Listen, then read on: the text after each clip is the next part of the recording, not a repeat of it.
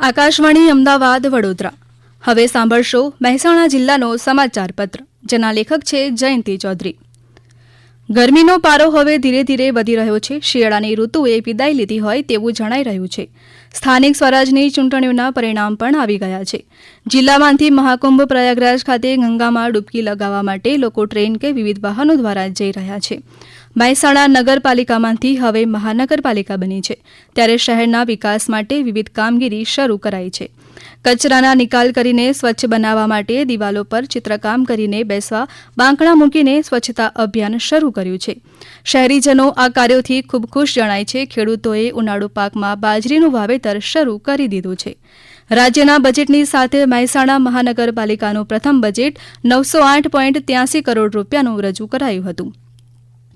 મહેસાણા શહેરની સાથે મહાનગરપાલિકામાં સમાયેલા 9 ગામડાઓ અને 5 ગામના રેવન્યુ વિસ્તારમાં દરરોજ સફાઈ અને ડોર ટુ ડોર કચરો એકઠો કરવાની વ્યવસ્થા કરવામાં આવી છે, જેમાં આ ગામોમાં જરૂરિયાત મુજબ કચરો લેવા માટે ટ્રીપર અને ટ્રેક્ટર સહિત કુલ 29 વાહનો ફાળવવામાં આવ્યા છે, જેમાં 100 જેટલા કામદારોને નિયમિત સફાઈની કામગીરી સોંપવામાં આવી છે.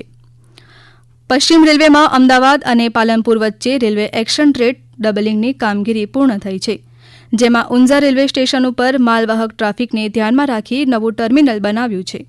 આ ટર્મિનલને રેલવે બોર્ડના આદેશ મુજબ એક્સક્લુઝિવ કન્ટેનર રેલ ટર્મિનલનો દરજ્જો અપાયો છે. અહીંથી ઉત્તર ગુજરાતના ખેડૂતો મસાલા સહિત કૃષિ ઉત્પાદનો દેશભરમાં મોકલી શકશે. મહેસાણા, પાટણ અને ગાંધીનગર એમ 3 જિલ્લાની દૂધસાગર ડેરીની 1503 મંડળીઓ હવે ડિજિટલ યુગમાં પગરણ માંડી રહી છે. રોજબરોજના હિસાબો, રોજમેડ બેલેન્સ શીટ વગેરે નાણાકીય વ્યવહાર કોમ્પ્યુટરાઇઝ્ડ કરવા અંગે તાલીમ આપવામાં આવી રહી છે.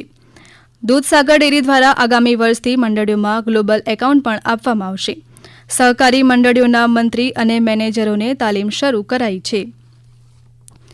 આરોગ્ય વિભાગ દ્વારા મહેસાણા જિલ્લામાં 31 માર્ચ સુધી આરોગ્યલક્ષી ઝુંબેશ ચલાવવામાં આવશે.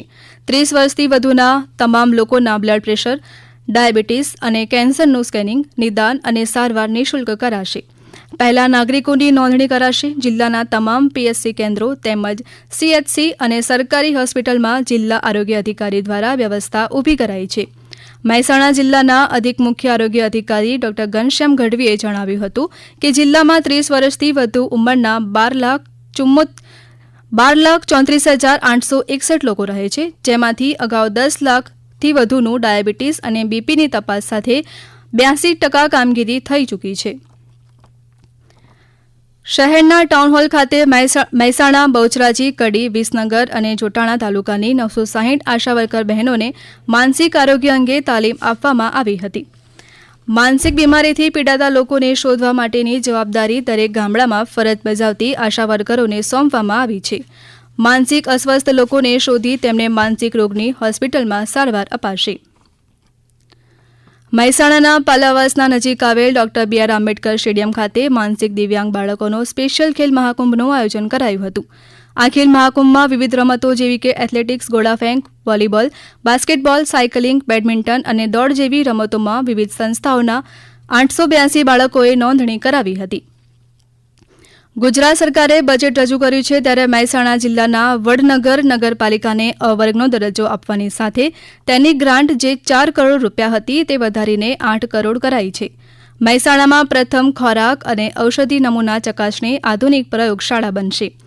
જિલ્લાના 7 મંદિરોના વિકાસને પણ આવરી લેવામાં આવ્યા છે, તેને 16.26 કરોડ રૂપિયાની જોગવાઈ કરાઈ છે. આપ સાંભળી રહ્યા હતા મહેસાણા જિલ્લાનું સમાચાર પત્ર, જેના લેખક હતા જયંતિ ચૌધરી. આ પ્રસારણ આકાશવાણીના અમદાવાદ વડોદરા કેન્દ્ર પરથી કરવામાં આવ્યું.